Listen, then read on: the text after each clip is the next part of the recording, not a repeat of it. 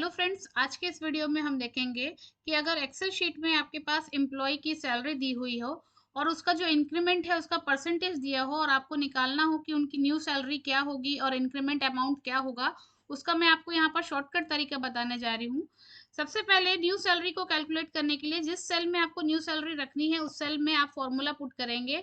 यहाँ आप लिखेंगे इक्वल टू और फिर जो सैलरी है, एक्चुअल सैलरी अभी जो है प्रेजेंट सैलरी, उस सेल को सेलेक्ट करेंगे और इसके बाद आप यहाँ पर मल्टीप्लिकेशन का सिंबल लगाएंगे, ब्रैकेट ओपन करेंगे, 1 लिखेंगे प्लस इसके बाद जो आपका परसेंटेज है जितना इंक्रीमेंट होना है उस वाले सेल को सेलेक्ट करेंगे और ब्रैकेट आप कर देंगे क्लोज और इसके बाद आप एंटर प्रेस करेंगे। जैसे ही आप एंटर प्रेस करेंगे तो देखेंगे कि जो आपकी करंट सैलरी थी उसमें जो इंक्रीमेंट परसेंटेज था उसके साथ आपकी न्यू सैलरी यहाँ कैलकुलेट हो गई। बाकी एम्प्लॉयज के निकालने के लिए इस प्रकार से आप ड्रैग कर देंगे तो सभी एम्प्लॉय का विद इन अ सेकेंड आपकी इंक्रीमेंट सैलरी निकल जाएगी।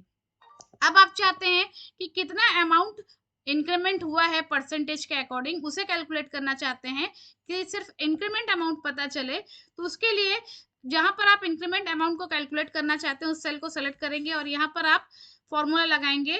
जो आपका एक्चुअल करंट सैलरी थी उस सेल को सेलेक्ट करेंगे, फिर मल्टीप्लाई का सिंबल लगाएंगे और जो परसेंटेज है इंक्रीमेंट परसेंटेज उस सेल को सेलेक्ट करेंगे और आपको केवल एंटर मारना है।